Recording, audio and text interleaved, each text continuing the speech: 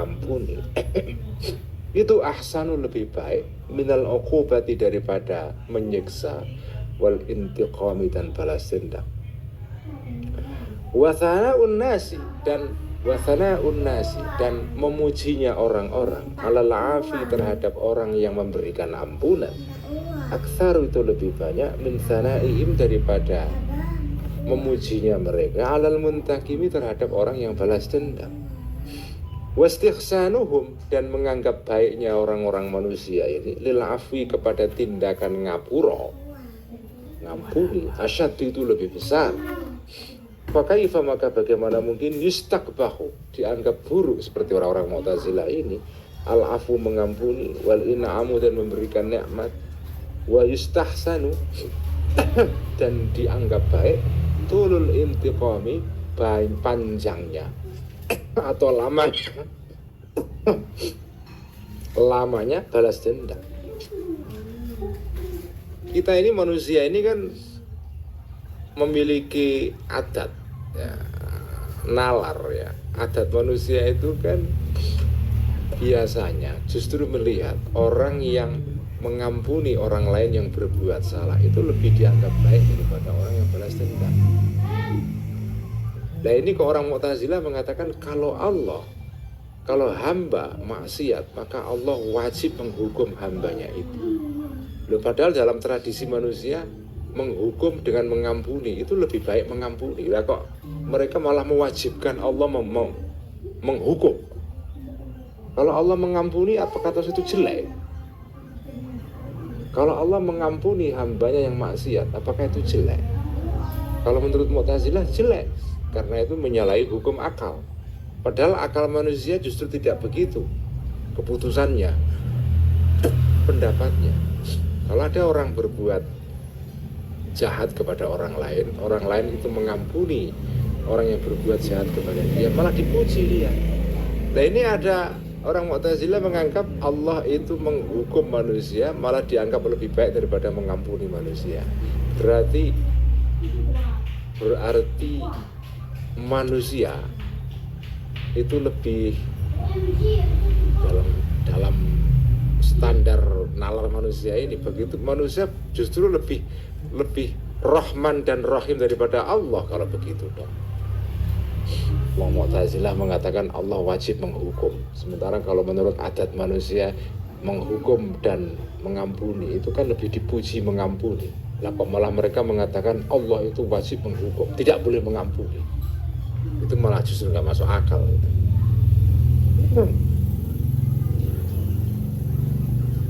Tsumma hadza, kemudian hal ini yaitu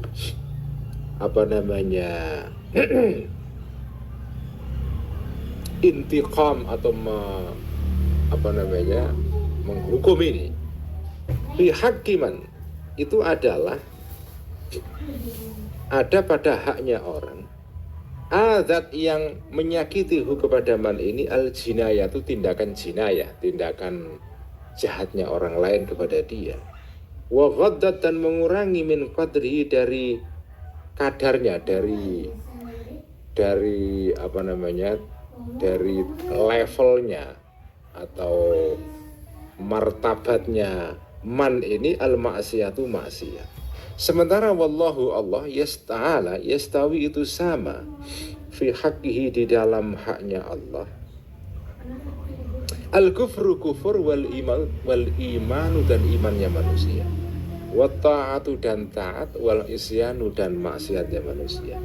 Fahuma maka kedua hal ini fi haqqi ilahiyati di dalam hak ketuhanannya Allah wa jalalihi dan keagungannya Allah. Siyan itu sama. Jadi sampean tadi itu mengatakan bahwa menghukum itu wajib. Itu hanya masuk akal bagi orang yang kalau perintahnya itu dilanggar, kalau perintahnya itu tidak dituruti, itu akan mengurangi martabat orang itu, statusnya orang itu. Kalau ada penguasa memerintah, kemudian perintahnya dibangkang, disangkal, itu kan akan mengurangi prestis atau nama baik penguasa itu kan. Dan bagi Allah itu kan orang mau maksiat, mau iman, mau taat, mau membangkang, itu bagi Allah sama saja. Sampean mau taat juga Allah itu tidak menambah kemuliaan Allah. Sampean itu maksiat juga tidak akan merendahkan Allah. Allah memerintah kamu sholat, kemudian sampean sholat, itu tidak menambah kemuliaan Allah juga. Karena Allah nggak butuh sholat kamu. Ketika Allah memerintah kamu puasa, kamu tidak puasa, itu tidak akan membuat Allah itu rendah martabatnya. Tidak seperti penguasa-penguasa di dunia. Kalau penguasa di dunia memerintahkan kepada rakyatnya, rakyatnya membangkang, penguasanya itu kemudian merasa rendah dia. Merasa tersinggung karena diremehkan perintahnya. Bagi Allah tidak masalah. Manusia mau taat, mau iman, mau maksiat, itu bagi Allah sama saja. Karena Allah nggak butuh itu semua. Allah tidak butuh taatnya manusia. Allah juga tidak paten. Allah tidak merasa sedih kalau manusia itu maksiat. Itu. Bagi Allah sama saja itu. Karena intinya kenapa? Karena Allah nggak butuh pihak lain.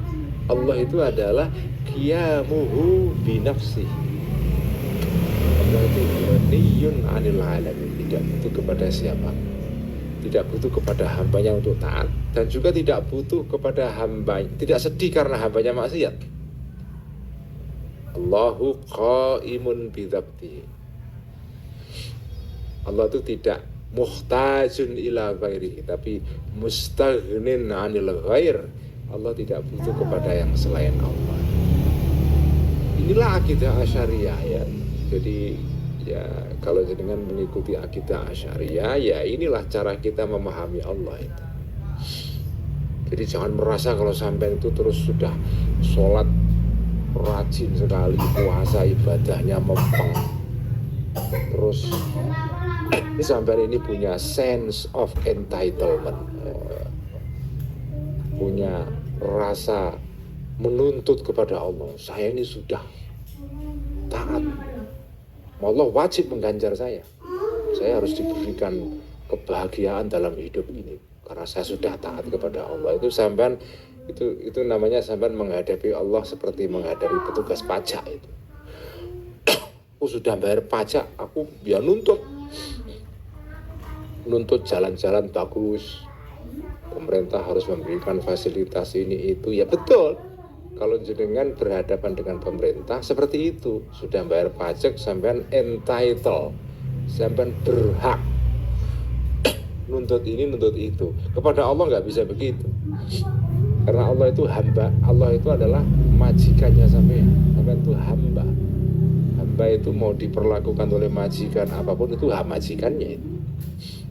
Kalau rakyat dengan pemerintah itu tidak begitu hubungannya antara pemerintah dengan rakyat yang memiliki dalam konsepsi modern mengenai politik, mengenai kekuasaan. Rakyat itu pemegang kekuasaan yang kemudian didelegasikan kepada pemerintah yang dipilih oleh rakyat. Makanya rakyat berhak menuntut, entitled. Lah sampean kepada Allah ini kan nggak begitu. Ya toh, sampean ini menghadapi Allah itu tidak seperti menghadapi petugas pajak itu. Allah dengan anggap kayak petugas pajak, sampean tidak bayar pajak terus nuntut ini nuntut itu, ya itu ngawur itu.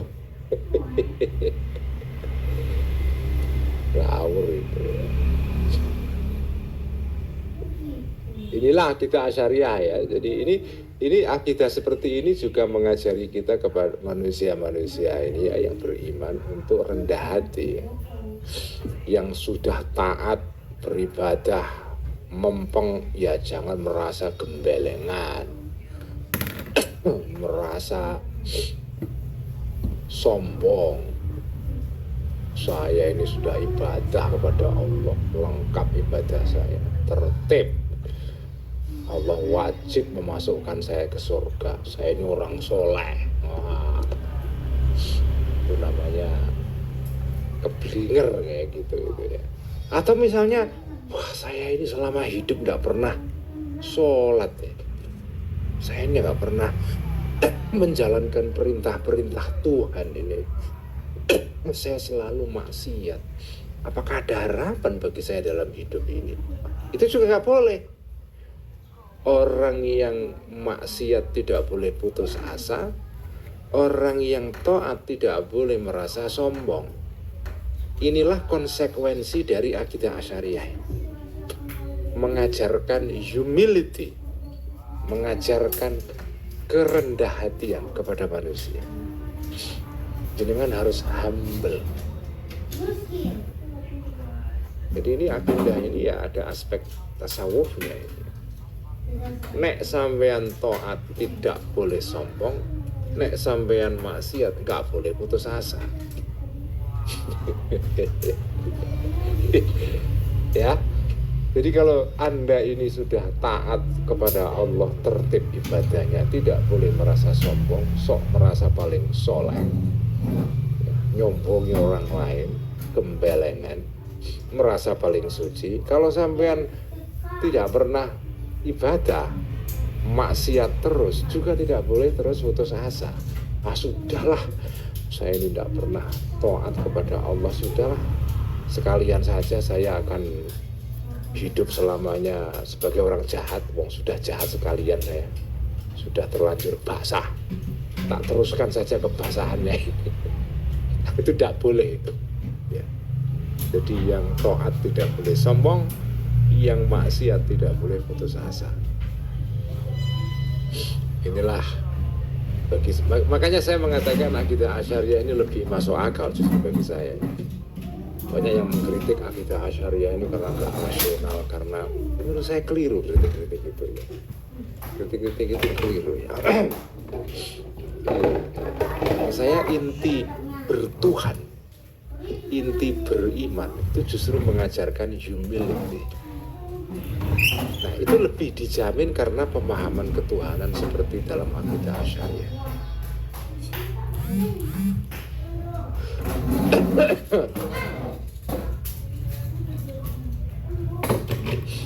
Thumma kaifa, kemudian bagaimana mungkin yustahsanu dianggap baik insulika ketika ditempuh thariqul mujazati, jalan membalas, wastuhsina dan dianggap baik dzalika, hal tersebut itu thariqul mujazah. Ini jumlah mu'taridhah ya, anak kalimat sebagai pemisah ya. Apa yang yustahsanu?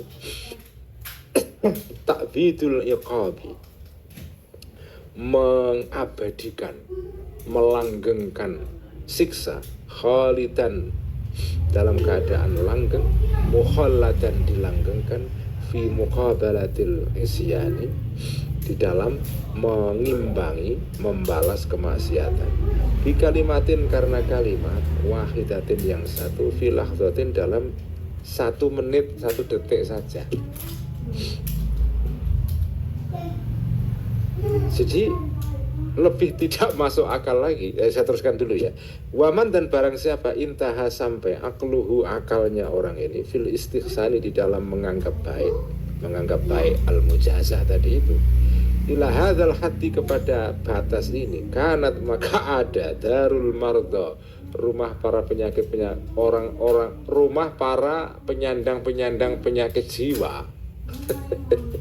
Al-yaqa itu lebih layak kepada orang ini min majami'il ulamai, daripada tempat berkumpulnya para ulama itu.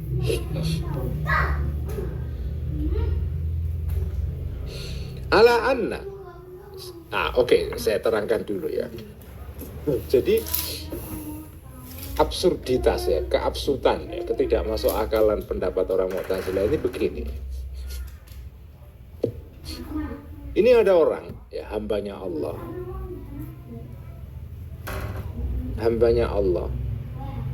taat ya, selama hidupnya.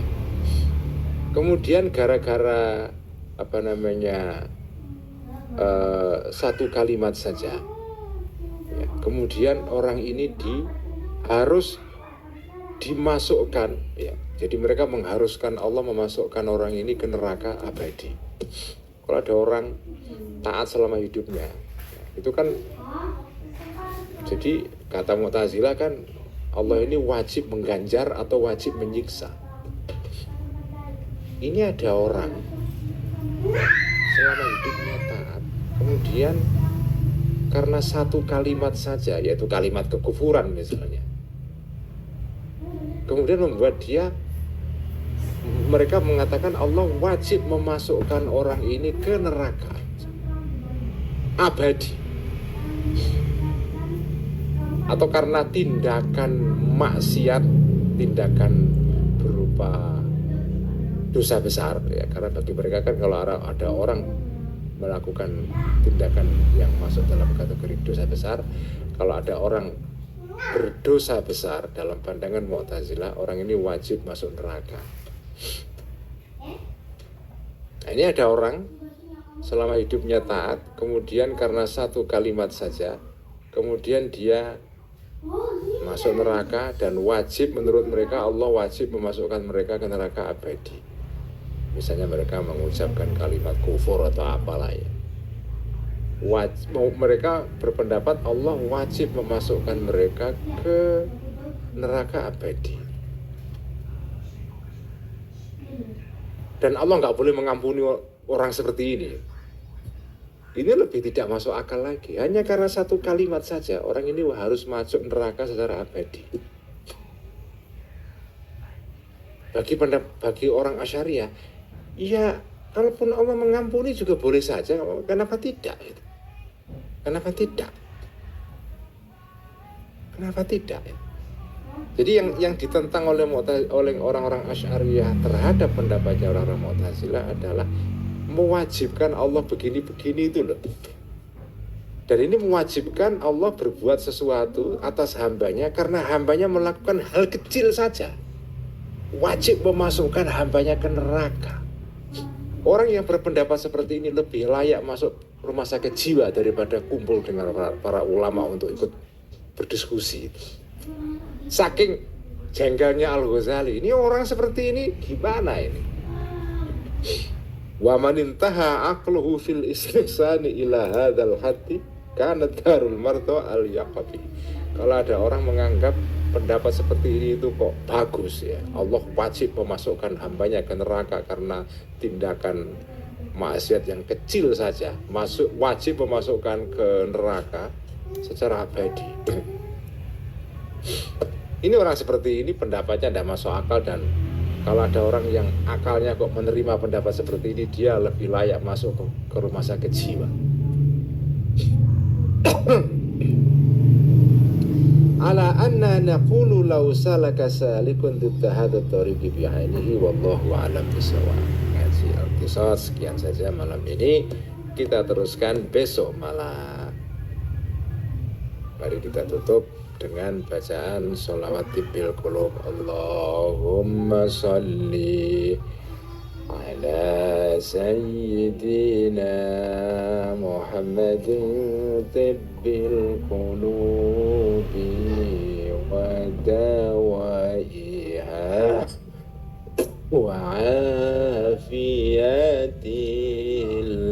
abdani wa shifaiha wa nuril absari wa dhiyaiha wa ala alihi wa sahbihi wa sallim.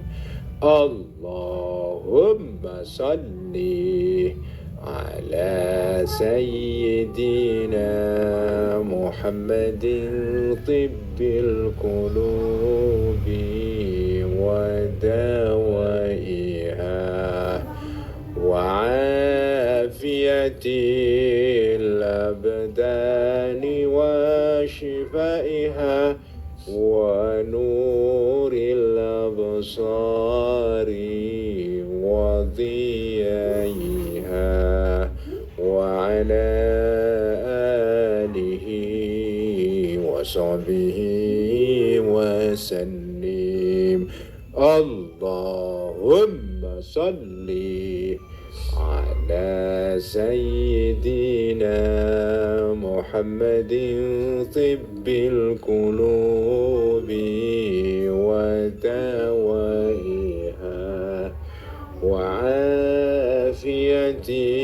الأبدان وشفائها ونور الأبصار وضيائها وعلى آله وصحبه وسلم. Sekian, assalamualaikum warahmatullahi wabarakatuh.